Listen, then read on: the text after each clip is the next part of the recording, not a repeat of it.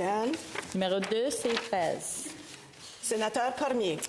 Honorable sénateur, je propose que le projet de loi soit lu pour la deuxième fois. L'honorable sénateur Cormier propose, appuyé par l'honorable sénatrice Miville-Deschênes, que ce projet de loi soit lu une deuxième fois. Sénateur Cormier, en débat. Merci, Madame la Présidente. Chères sénatrices et sénateurs, je tiens d'abord à souligner que les terres sur lesquelles nous nous sommes rassemblés et à partir desquelles je vous parle aujourd'hui font partie du territoire traditionnel non cédé du peuple Anishinaabe algonquin. Collègues, nous vivons dans un Canada fier de sa diversité culturelle et riche de sa diversité linguistique. Et c'est pour moi un réel privilège de prendre la parole aujourd'hui en tant que parrain du projet de loi C-13, loi modifiant la loi sur les langues officielles et dictant la loi sur l'usage du français au sein des entreprises privées de compétences fédérales et apportant des modifications connexes à d'autres lois. En 1988, la Cour suprême du Canada affirmait dans la décision Ford versus Québec, et je cite, « Le langage n'est pas seulement un moyen ou un mode d'expression. Il colore le contenu et le sens de l'expression. C'est aussi le moyen par lequel un individu exprime son identité personnelle et son individualité. » C'est donc avec ces affirmations en tête que je prends la parole aujourd'hui au sujet de cet important projet de loi pour l'avenir des droits linguistiques dans notre pays. Colleagues, chers collègues, nous sommes saisis d'un texte législatif essentiel. Le projet de loi C-13 modernise le régime des langues officielles du Canada. En tant que membre d'une communauté minoritaire de langue officielle, je suis particulièrement honorée de parrainer ce projet de loi et de veiller aux dernières étapes de son étude et à son éventuelle adoption en tant que loi. Que la loi sur les langues officielles a eu de nombreuses retombées positives dans nos vies, dans la vie de nos familles et de nos communautés francophones, francophiles et anglophones. Cette loi a participé à définir le Canada d'aujourd'hui et représente un pilier de notre démocratie parlementaire. Ces effets positifs sont toujours ressentis d'un bout à l'autre du pays, que ce soit chez les familles acadiennes, franco-ontariennes, franco-manitobaines, franco-saskoises, franco-albertaine, franco-colombienne, franco-ténoise, franco-yukonnaise, franco-nunavoise, ainsi que chez les familles québécoises d'expression anglaise et française. En tant que minorité, les communautés de langues officielles canadiennes se sont façonnées sur des dynamiques de résilience, de résistance, d'alliance et d'inclusion.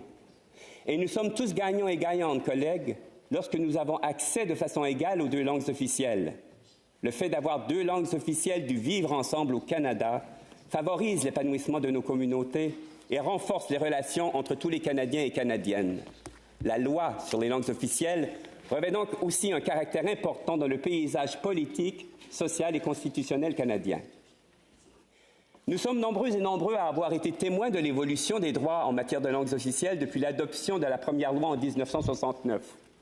Nos deux langues officielles font partie intégrante de l'histoire du Canada depuis sa fondation, mais ont été renforcées par l'adoption de la première loi sur les langues officielles. Rappelons-nous que cela débuta en 1963, alors que le gouvernement du Canada créait la Commission royale d'enquête sur le bilinguisme et le biculturalisme.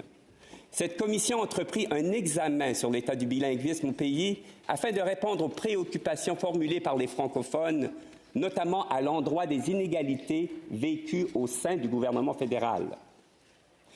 C'est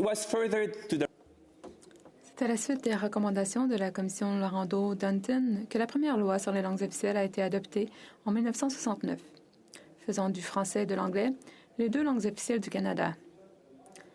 Ce fut un tournant dans l'histoire du Canada. La dualité linguistique qui en résulte va façonner des pans importants de l'image et de la culture du pays, une dualité qui fait partie intégrante de la façon dont la plupart des Canadiens se reconnaissent aujourd'hui. Grâce à cette loi, le gouvernement fédéral a désormais l'obligation de mieux communiquer avec les Canadiens et de leur fournir des services dans les deux langues officielles. De plus, la loi met en place des obligations qui favorisent l'accès à la justice dans les deux langues officielles et officialise l'utilisation des deux langues officielles dans tous les travaux parlementaires. Le paysage linguistique n'a cessé d'évoluer au Canada. d'autant plus que les gouvernements provinciaux et territoriaux se sont inscrits dans l'évolution de ces droits linguistiques. C'est en 1969, par exemple, que le Nouveau-Brunswick se déclarait officiellement bilingue, province qui demeure d'ailleurs à ce jour la seule province qui porte fièrement ce statut, mais pas sans défi, je dois le reconnaître. Dans les territoires du Nord-Ouest et au Nunavut, non seulement l'anglais et le français sont reconnus comme étant des langues officielles, mais les langues autochtones sont aussi reconnues comme telles. En 1977, le gouvernement du Québec adoptait la Charte de la langue française. En 1985, le Manitoba prenait les mesures nécessaires pour respecter son obligation constitutionnelle quant au bilinguisme législatif.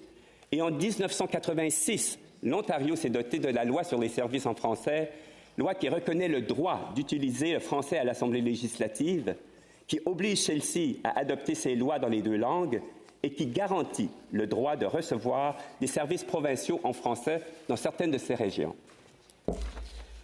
Indeed, since the official... En effet, depuis l'adoption de la loi sur les langues officielles, les 3 territoires et toutes les provinces ont adopté des lois, des politiques et des programmes qui garantissent des services en français ou qui reconnaissent la contribution de leur communauté de langue officielle en situation minoritaire. Fait significatif, il y a aussi eu l'adoption en 1982 de la Charte canadienne des droits et libertés, qui, entre autres, a garanti le droit à l'instruction dans la langue de la minorité, un droit essentiel à la vitalité et à l'épanouissement des communautés minoritaires francophones et anglophones. En 1988, une loi sur les langues officielles modifiée a été adoptée. En plus de préserver les acquis de la version de 1969, cette version garantissait le droit de travailler dans la langue officielle de son choix dans les institutions fédérales sous certaines conditions. De plus, la loi contient désormais une nouvelle partie, la partie 7, qui contient un nouvel engagement du gouvernement du Canada à promouvoir le français et l'anglais dans la société canadienne. La loi contient également un nouvel engagement à appuyer l'épanouissement des communautés de langue officielle en situation minoritaire, c'est-à-dire les communautés francophones à l'extérieur du Québec et les communautés anglophones au Québec. Elle a été à nouveau modifiée en 2005, notamment sous l'impulsion du sénateur Jean-Robert Gauthier, dont je salue la mémoire. L'objectif était de renforcer la partie 7 de la loi en y ajoutant l'obligation que les institutions fédérales prennent des mesures positives pour mettre en œuvre l'engagement gouvernemental et de rendre la partie 7 de la loi justiciable si cet engagement de prise de mesures positives n'était pas respecté. Tout cela étant dit, depuis 2005, collègues, la loi sur les langues officielles n'a pas été revue ni modifiée. Les Canadiennes et Canadiens s'entendront pour dire qu'une révision s'impose. De plus, au fil des ans, la jurisprudence en matière de droit linguistique s'est précisée. Tous ces aspects législatifs représentent la fondation de notre régime linguistique.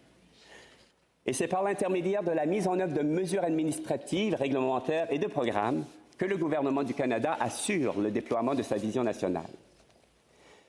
Collègues, en recensant ainsi l'évolution du régime linguistique canadien, reconnaissons aujourd'hui que les langues officielles du Canada sont au cœur de notre histoire, de notre culture, de nos valeurs, de notre identité et de notre contrat social, et que l'heure est venue de moderniser ce régime au bénéfice de tous les Canadiennes et Canadiens d'aujourd'hui et des générations à venir.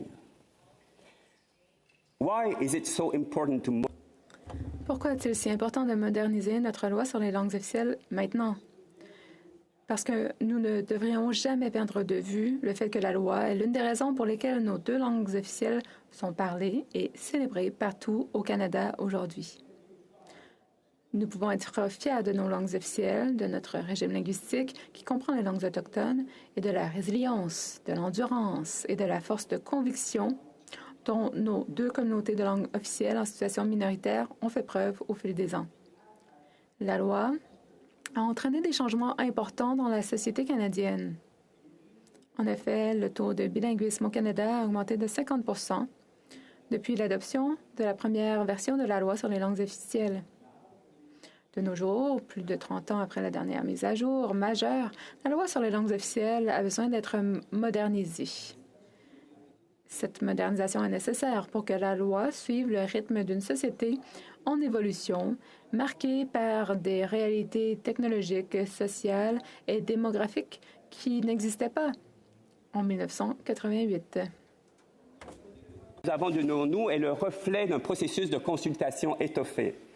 Le projet de loi déposé par la ministre des Langues officielles et ministre responsable de l'Agence de promotion économique du Canada Atlantique s'inscrit donc dans une progression historique qui aura évolué au rythme des attentes des Canadiennes et Canadiens.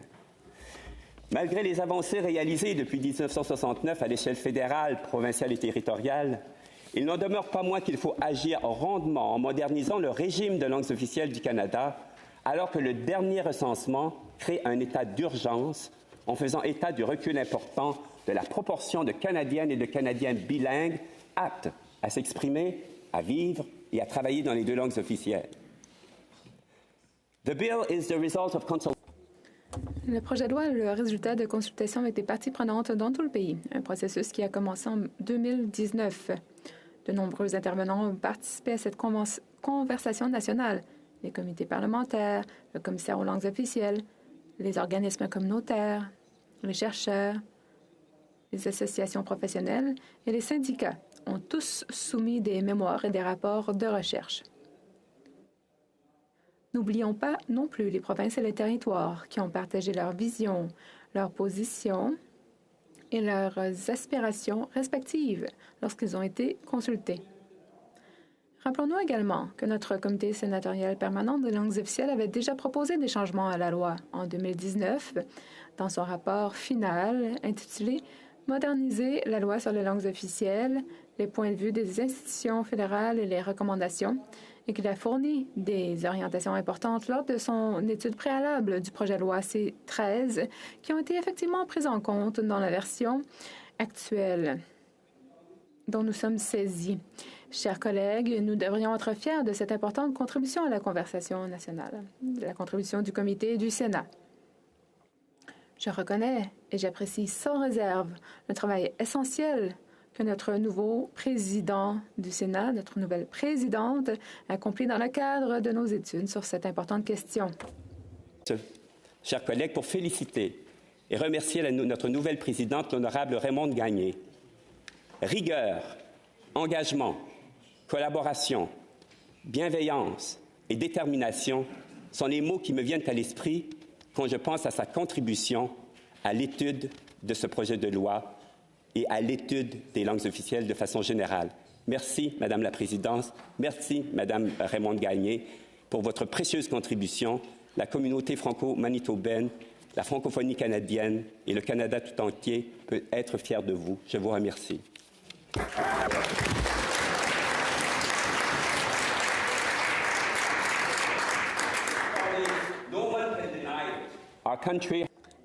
Chers collègues, personne ne peut le nier. Notre pays a subi une transformation considérable au cours des 30 dernières années. Une transformation encore plus importante depuis l'adoption de la première loi sur les langues officielles il y a plus de 50 ans. La modernisation ne se contente donc pas de répondre aux défis d'aujourd'hui. Elle anticipe ceux que nous rencontrerons demain en matière de langues officielles. Question de la vision énoncée dans le document de réforme rendu public par le gouvernement du Canada en février 2021. Cette vision était articulée de 6 principes directeurs qui sont les suivants et qu'il me semble important ici de bien présenter car ils sont à la base de la nouvelle mouture du projet de loi C-13. Le premier principe directeur est le suivant: la reconnaissance des dynamiques linguistiques dans les provinces et les territoires et des droits existants en matière de langues autochtones. Ce principe directeur découle du fait qu'au Canada, les réalités linguistiques varient de manière importante d'un océan à l'autre Cela est également vrai dans le cas des régimes linguistiques des provinces et territoires. Toutes les provinces et les 3 territoires ont adopté des lois, des politiques ou des programmes pour garantir qu'ils offrent des services en français ou pour reconnaître la contribution de leur communauté de langue officielle en situation minoritaire. Il existe donc une diversité de régimes linguistiques provinciaux et territoriaux dont le gouvernement du Canada tient compte dans le cadre de l'appui qu'il accorde aux langues officielles. De plus, il existe des domaines d'intervention clés où les pouvoirs sont exclusifs ou partagés entre les différents paliers gouvernementaux. Pensons par exemple au domaine de l'éducation, de la santé, de la culture, de l'immigration et de la justice. Sous ce principe directeur, le gouvernement affirme sa volonté de travailler avec les peuples autochtones à veiller à la protection, à la promotion et à la revalorisation de leur langue. Ce projet de loi en fait état et prévoit une précision voulant que la loi sur les langues officielles n'ait pas pour effet de porter atteinte aux droits ni au maintien et à la valorisation des autres langues, et ce, en y mentionnant explicitement les langues autochtones et leur réappropriation, revitalisation et renforcement. The second guiding principle Le deuxième principe de base de la réforme des langues officielles prévoit des occasions pour apprendre les deux langues officielles. Les Canadiens sont positifs par rapport au bilinguisme et la plupart des Canadiens savent quels sont les avantages d'être bilingue. Par contre, en dépit des efforts et des expressions d'intérêt des familles qui veulent que leurs enfants aillent à l'école en immersion, les données de 2021 sont alarmantes. Le taux de bilinguisme chez les personnes de langue anglaise à l'extérieur du Québec stagne. Le gouvernement a soutenu l'apprentissage des langues secondes, et ce depuis des années, par le biais d'accords avec les provinces et les territoires. Mais il faut que l'engagement soit encore plus robuste. L'institution des communautés de langue officielle en situation minoritaire agit en fonction du troisième principe directeur de la réforme. En l'absence d'institutions et de services dans la langue de la minorité, il n'y a pas d'espace public, collègues, au sein duquel la minorité peut vivre dans sa langue et réaliser son plein potentiel. Le gouvernement du Canada propose que la loi modernisée favorise le développement du plein potentiel de ces communautés en appuyant la vitalité des institutions dans des secteurs clés. Le gouvernement doit également offrir des outils essentiels à la défense des droits linguistiques, notamment en protégeant l'accès aux programmes de contestation judiciaire, en reconnaissant dans la loi les programmes destinés à la petite enfance qui font partie intégrante du continuum en éducation et d'une politique en immigration renforcée qui vient contribuer à l'atteinte des objectifs en matière de langue officielle. Le quatrième principe directeur consiste en la protection et la promotion du français partout au Canada, y compris au Québec. Ce projet de loi reconnaît l'usage prédominant de la langue anglaise au Canada et en Amérique du Nord et que dans ce contexte, il est devenu impératif de protéger et de promouvoir la langue française. L'objet de la loi proposée dans cette mouture est donc clair. Favoriser la progression vers l'égalité réelle de statut et d'usage du français et de l'anglais et protéger les communautés de langue officielle en situation minoritaire. Rappelons qu'en matière de droit linguistique, les tribunaux confirment que l'égalité réelle, par opposition à l'égalité formelle, est la norme applicable en droit canadien. Cette norme signifie essentiellement qu'on doit tenir compte des besoins de la communauté minoritaire pour assurer un accès égal à des services de qualité égale pour les membres des deux collectivités de langues officielles. Sous la plume de l'ancien juge de la Cour suprême du Canada, maître Michel Bastarache, la décision éminente R versus Beaulac a précisé que l'objet de la loi, et je cite, confirme l'égalité réelle des droits linguistiques constitutionnels qui existent à un moment donné. C13 vient énoncer de manière explicite que l'égalité réelle est la norme devant guider l'interprétation de la loi. C13 inscrit aussi dans la loi que les droits linguistiques doivent être interprétés d'une façon large et libérale en fonction de leur objet et de leur caractère réparateur. À titre d'exemple, l'article 23 de la Charte canadienne des droits et libertés détient un caractère réparateur, car il vise, selon les tribunaux, et je cite, à remédier à l'échelle nationale à l'érosion progressive des minorités parlant l'une ou l'autre langue officielle et à appliquer la notion de partenaires égaux des deux groupes linguistiques officiels dans le domaine de l'éducation. Ce principe guidera l'interprétation de la loi afin d'assurer une plus grande protection aux communautés de langue officielle en situation minoritaire. Ce projet de loi reconnaît aussi que le secteur privé a un rôle à jouer dans la promotion et la protection du français. Avec la modernisation de la loi sur les langues officielles, C13 s'assure que les entreprises privées sous juridiction fédérale fassent leur part pour protéger et promouvoir le français au Québec et dans les régions à forte présence francophone à travers le pays. À cet effet, Il prévoit des droits et obligations assurant la possibilité pour les consommateurs de communiquer en français avec certaines entreprises privées de compétences fédérales et des droits en matière de langue de travail permettant notamment aux employés d'effectuer leur travail et d'être supervisés en français. Le 5e principe de la réforme demande au gouvernement du Canada de montrer l'exemple en renforçant la conformité des institutions fédérales. Le gouvernement du Canada et ses institutions doivent agir de façon exemplaire pour ce qui est de la mise en œuvre du texte de loi.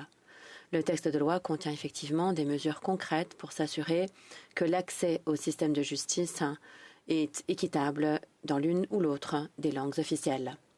Le but du projet de loi est également de renforcer le rôle du Conseil du Trésor en matière de surveillance de la conformité des institutions fédérales en matière de langue officielle. Il faut aussi rendre plus robustes les rôles joués par le ministre du Patrimoine canadien. En vertu du projet de loi, il y aurait aussi des pouvoirs nouveaux qui seraient octroyés au commissaire des langues officielles, qui joue à l'heure actuelle un rôle d'ombuds. Le commissaire ne serait plus limité à de simples recommandations, mais jouirait de toute une panoplie de pouvoirs exécutoires, y compris la possibilité de faire des décrets. Enfin, le 6e principe directeur de la réforme du régime des langues officielles est de veiller à ce que nous regardions au-delà des besoins immédiats de langues officielles. De toute évidence, le paysage linguistique évolue et la société canadienne change tout aussi rapidement, c'est une évidence. Ce projet de loi contient une toute nouvelle mesure qui assurera la pertinence de la loi en continu au fil des générations à venir. En effet, ce projet de loi prévoit une nouvelle obligation de procéder à un examen périodique des dispositions et de l'application de la loi. Il est le reflet d'un désir de mener à terme une réforme qui se veut ambitieuse. Pour être bien clair, collègues, le projet de loi prévoit de nouveaux domaines d'intervention comme le post-secondaire en contexte minoritaire, l'immigration francophone, le bilinguisme des juges de la Cour suprême, les droits de travailler et d'être servis en français dans les entreprises privées de compétences fédérales, ainsi qu'un nouveau cadre de gouvernance pour sa mise en œuvre. Le projet de loi C13 présente donc des avancées importantes afin d'assurer la pérennité de nos 2 langues officielles et l'épanouissement de nos communautés de langues officielles en situation minoritaire à travers le pays. Permettez-moi ici de mettre l'accent sur certaines des dispositions phares qui sont prévues dans ce projet de loi. Le projet de loi prévoit des ajustements importants qui permettent de renforcer la surveillance du texte de loi par le secrétariat du Conseil du Trésor. Évidemment, le secrétariat a le mandat d'évaluer et de faire rapport sur les institutions fédérales. Un amendement du côté de la Chambre établit ou renforce le rôle ministériel de coordination de la loi des langues officielles avec le président du Conseil du Trésor. Le ministre du Patrimoine canadien, pour sa part, va continuer à exercer un rôle de coordination à l'échelle du gouvernement pour préparer et concrétiser les stratégies quinquennales du gouvernement. Le projet de loi a pour objet d'atteindre un équilibre entre les différentes responsabilités et les rôles joués par tout un chacun, tout en s'assurant que le gouvernement fédéral reste sans reproche et loin de tout conflit d'intérêts.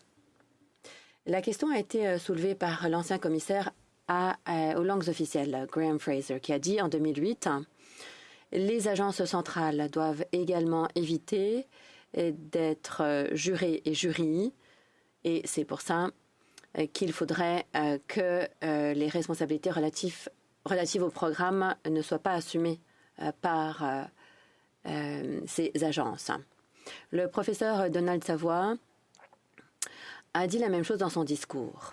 Il a dit que les agences centrales ne pouvaient pas être jurys et jurés pour ce qui est de leurs propres activités. Ainsi, le projet de loi prévoit diverses responsabilités qui permettent de profiter des forces des 2 institutions. Il s'agit d'une formule qui permet aux différents ministres de travailler ensemble pour sensibiliser les gens quant aux problématiques des langues officielles pour trouver des solutions. Considérablement renforcer la partie 7 de la loi qui veille à la promotion du français et de l'anglais, en consolidant de façon substantielle cette partie et en précisant la nature et la portée des mesures positives que doivent prendre toutes les institutions fédérales pour favoriser le développement de nos communautés francophones et anglophones et promouvoir le français et l'anglais dans la société canadienne, ce projet de loi prend acte des revendications clairement exprimées lors des consultations.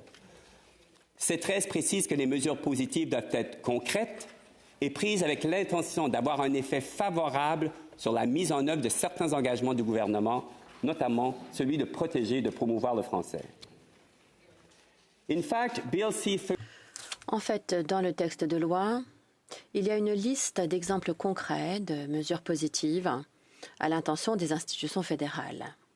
Grâce au projet de loi, le Conseil du Trésor sera mieux équipé pour s'assurer de la conformité des institutions fédérales pour ce qui est de ces mesures positives. Concrètement, le projet de loi s'assurera que le Conseil du Trésor, en consultation avec Patrimoine canadien, établit de nouvelles politiques et de nouveaux règlements pour soutenir les institutions fédérales pour que ces dernières mettent en place des mesures positives. En même temps, elles devront rendre des comptes. Il est important de noter qu'un amendement qui a été présenté dans l'autre endroit s'assurera que le gouvernement prend en compte les clauses linguistiques dans les accords bilatéraux avec les provinces et les territoires. C'est une demande qui a été formulée par les communautés concernées.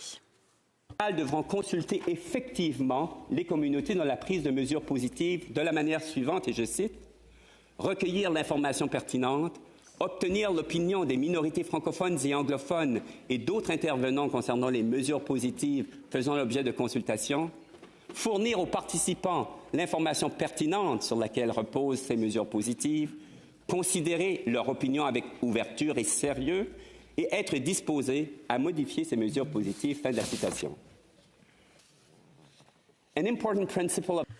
Un important principe de la Charte des droits et libertés qu'on retrouve dans la loi sur les langues officielles, c'est l'égalité substantive entre l'anglais et le français au Canada.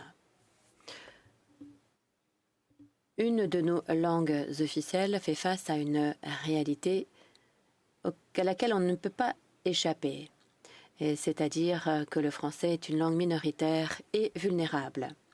Les réalités démographiques de notre continent ont toujours été un défi pour la défense de la langue française au Canada. Au cours des dernières années, la langue française au Canada a décliné de façon non négligeable. En dépit des efforts mis en place au cours des dernières décennies, d'après les dernières données, on a pu confirmer que le poids démographique des francophones continue à décroître. Par conséquent, nous devons nous assurer que la modernisation du texte de loi prend en compte cette réalité fragile auquel est confrontée la langue française au Canada pour inclure des mesures concrètes. Dans le projet de loi, il y a une exigence selon laquelle il faut adopter une politique d'immigration francophone avec des objectifs, des cibles et des indicateurs qui permettent de mesurer les mesures gouvernementales. Le projet de loi permet aussi de soutenir les secteurs essentiels à la vitalité des langues minoritaires et des communautés de langues minoritaires afin de protéger les institutions robustes qui desservent les besoins de ces communautés. Le gouvernement du Canada a également reconnu que le secteur privé a un rôle à jouer dans la protection du français et pour cette raison, le projet de loi édicte la création d'une nouvelle loi, la loi sur l'usage du français au sein des entreprises privées de compétences fédérales, qui vise la création d'un nouveau régime à l'endroit des entreprises privées de compétences fédérales. Je tiens à souligner d'emblée que le texte législatif porte des amendements adoptés à l'unanimité à l'autre endroit, lesquels reflètent une entente de principe avec le Québec et, de manière importante, attestent du fédéralisme coopératif afin d'harmoniser nos régimes linguistiques dans la protection et le développement de la langue française, et ce, tout en préservant pleinement les droits des communautés québécoises d'expression anglaise. Toutes ces propositions visent à rendre les communautés de langue officielle en situation minoritaire des endroits où les personnes peuvent vivre pleinement dans la langue officielle de leur choix. Il est projeté que ce nouveau régime offrira une protection accrue du français au bénéfice des francophones du pays et aura pour effet de promouvoir l'épanouissement de communautés minoritaires de langue officielle au pays. Collègues, la société canadienne change rapidement. Pourtant, la loi sur les langues officielles n'a pas été revue en profondeur depuis la fin des années 80.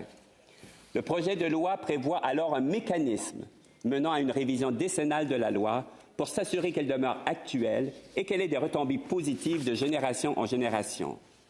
Le projet de loi C-13 n'est qu'une partie, en fait, de la réforme du régime des langues officielles. En effet, le projet de loi contient uniquement les mesures législatives partagées par la ministre des Langues officielles en février 2021 lors du dévoilement du document public de réforme qui prévoyait également des mesures réglementaires et administratives. Selon les informations que j'ai reçues, le processus de prise de règlement pourrait être lancé dès que le projet de loi aura reçu la sanction royale. Ces règlements sont primordiaux au déploiement de la vision qui a inspiré ce projet de loi et de la mise en œuvre de certaines mesures phares.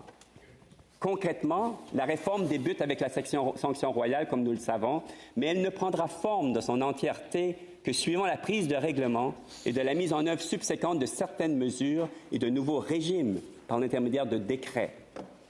3 règlements seront produits. Un règlement viendra clarifier les modalités d'application de la prise de mesures positives pour les institutions fédérales. Des règlements viendront encadrer le nouveau régime à l'endroit des entreprises privées de compétences fédérales et un autre, finalement, est prévu pour baliser le nouveau champ d'application relatif aux sanctions administratives pécuniaires, un des nouveaux pouvoirs mis à la disposition du commissaire aux langues officielles. Une série de mesures administratives est également prévue dans le déploiement de la vision de ce projet de loi. Celles-ci s'inscriront dans la stratégie horizontale pan-canadienne en matière de langues officielles pour les années 2023-2028, mieux connue maintenant sous le nom du Plan d'action pour les langues officielles. Et bien que cette stratégie phare en matière de langues officielles soit autonome et autosuffisante, elle est implicitement liée au projet de loi C-13, en ce sens qu'elle est l'un des principaux véhicules de mise en œuvre des mesures administratives et législatives de la réforme. Collègues, je crois pouvoir affirmer que le Parlement du Canada, de concert avec tant de Canadiennes et de Canadiens fiers de leurs langues officielles, ont à cœur le projet de modernisation de la loi sur les langues officielles. Je suis ravie que nous puissions maintenant étudier le projet de loi. Comme vous, j'attends avec impatience la modernisation de la loi pour protéger la langue française, qui est en déclin au Canada, pour promouvoir et assurer la robustesse et la vitalité des communautés minoritaires de langue officielle. La protection des minorités est un principe fondamental de notre Constitution. Et notre Sénat est en fait une tribune pour nos différents groupes linguistiques. Réalisé par les parlementaires de l'autre place et les membres du comité sénatorial permanent des langues officielles qui étudie les enjeux associés à la modernisation de cette loi quasi-constitutionnelle depuis 2017. Grâce à votre engagement indéfectible, collègues, nous sommes maintenant en mesure de procéder à l'étude de cet important projet de loi pour le Canada. En terminant, collègues, et sur une note plus personnelle, permettez-moi d'affirmer que nos langues officielles, nos langues autochtones et toutes les autres langues parlées dans ce vaste territoire qu'est le Canada méritent qu'on les chérisse, qu'on les parle, qu'on les protège, qu'on les célèbre et qu'on assure leur vitalité. Le maintien, l'utilisation, la promotion et l'épanouissement de nos langues officielles doivent se faire avec la conscience aiguë de l'importance d'assurer la survie et l'épanouissement des langues autochtones au Canada. Comme toutes les langues, nos 2 langues officielles bougent et se laissent imprégner d'autres langues. Les mots qui les composent se teintent d'une variété de tonalités. C'est ce qui fait leur force et leur richesse. Et comme l'a écrit l'écrivaine acadienne d'origine française, la Terre-Neuvienne Françoise Ongare, une langue, ça se fait toute l'année. Ça se polit, ça s'apprend, ça s'approfondit, ça se défend quand il faut, ça se fête aussi quand on peut, et surtout, ça s'utilise en priorité. Je vous remercie de votre écoute. Merci. Thank you.